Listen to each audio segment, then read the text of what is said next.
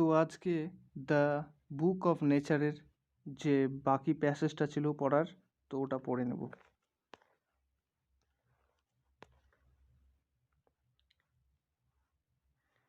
এখানে বলছে কি, I am afraid I can only tell you very little in this letters of mind. বলছে কি, আমি ভয়ভীত, আমি তোমাকে শুধু এই যৎ সামান্যই এই চিঠিগুলোতে বলতে পারছি।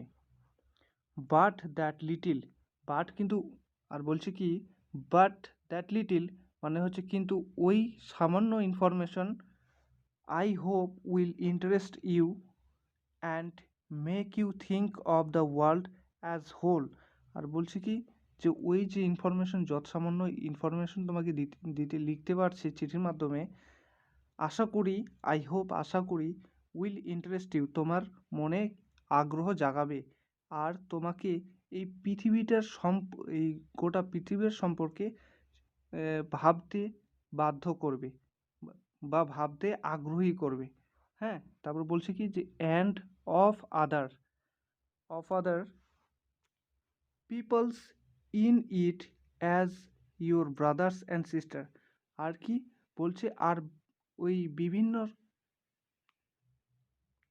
বিভিন্ন জায়গার বা বিভিন্ন দেশের ওই জনগণ, আর তোমার যেমন তোমার ভাই তোমার বোন আছে, ঠিক সেরকমই তাদের সবারই সম্পর্কে ভাবতে তোমার মনে আগ্রহ জাগাবে।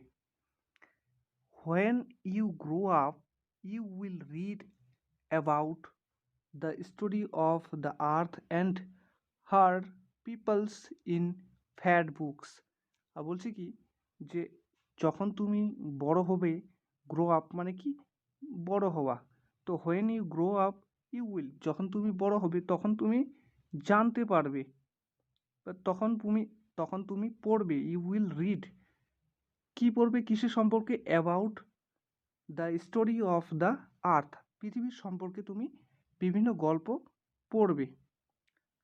আর কি, ওই পৃথিবীতে বাস করা বিভিন্ন অনেক জনগণের সম্পর্কে তুমি পড়বে। কোথায় পড়বে? ইন ফ্যাট বুকস, একটা মোটা, ফ্যাট মানে এখানে কি, মোটা মোটা একটা বইয়ে তুমি এগুলো সব সম্পর্কে তুমি জানতে পারবে। And you will find it more, আর বলছি কি, তুমি আরও বেশি বেশি করে তুমি বেশি বেশি করে ইনফরমেশন তুমি কি খুঁজে পাবে। ফাইন্ড মানে কি, খুঁজা। Find it a more interesting than any other story or novel that you may have read. আর বলছি কি, তুমি আরও ইন্টারেস্টিং ইনফরমেশন খুঁজে পাবে নোভেল, আর হচ্ছে কি, নোভেল মানে কি, উপন্যাস, উপন্যাস আর গল্পের থেকে তুমি গল্পের থেকে তুমি আরও ইন্টারেস্টিং মানে কি, আগ্রহমূলক বা আকর্ষণীয় ইনফরমেশন তুমি ওই মোটা বইটাতে খুঁজে পাবে।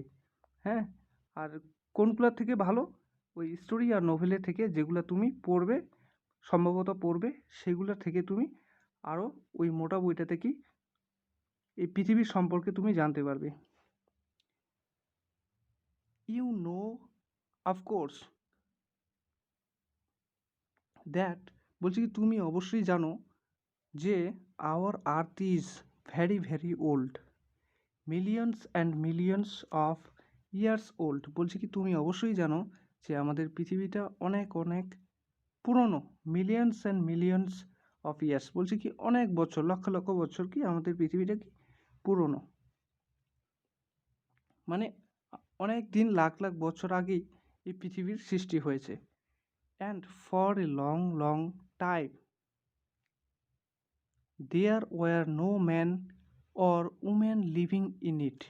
আর বলছি কি, আর এই পৃথিবীতে তুমি আরও জানতে পারবে যে এই পৃথিবীতে জন্ম হওয়ার অনেক অনেক বছর ধরে কোনো ম্যান আর উমেন, ম্যান মানে কি, মানুষগুলি, এন ম্যান মানে হচ্ছে সিঙ্গুলার, আর এন এখানে হচ্ছে কি প্লুরাল, তাহলে কি মানুষ, পুরুষগুলি, আর ঠিক সেরকমই উমেন মানে হচ্ছে এন মানে হচ্ছে কি একটা উমেন। হ্যাঁ, তো ও এন মানে মহিলাগুলি, এখানে কোনো মহিলা বা পুরুষ এখানে অনেক বছর ধরে কি বাস করেনি। Before the men come there were only animals. আর বলছে কি যে মানুষ আসার আগে, পুরুষগুলি আসার আগে, তার আগে কি শুধুমাত্র কি অ্যানিমেলসগুলো বাস করতো। And before the animals there was a time when no kind of life existed on the earth. আর বলছে কি যে ওই পশুগুলোর থেকেও কি তারও আগে কোনো ধরনের জীবন এই পৃথিবীতে ছিল না। It is difficult to imagine. এখানে বলছে কি যে এটা কল্পনা করা দুর্লভ বা এটা কল্পনা করা কঠিন। This world of hours which is so full today of all kind of animals and man. বলছে কি যে এটা ভাবা খুব কঠিন ব্যাপার যে আজকে যে আমাদের যে পৃথিবীতে এটা আমাদের আজকে বিভিন্ন ধরনের পশুতে আর মানুষে পরিপূর্ণ হয়েছে। To be without them, to be without them মানে হচ্ছে কি আগে এই আমাদের পৃথিবীটাতে কেউ আগে ছিল না, কিন্তু আজকে পশুতে আর মানুষে কি পরিপূর্ণ হয়ে গেছে। But scientist and those who have studied and thought a great deal about this matters tell us that there was a time when the earth was too hot for any living being to live on it। বলছে কি যে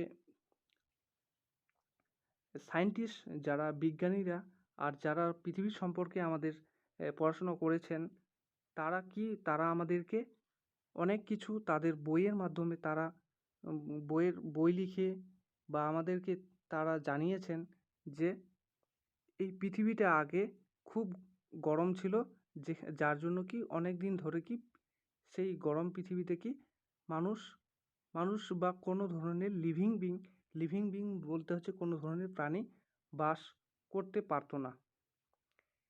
and if we read this books and study the rocks and the fossils we can ourselves see that this must have been so।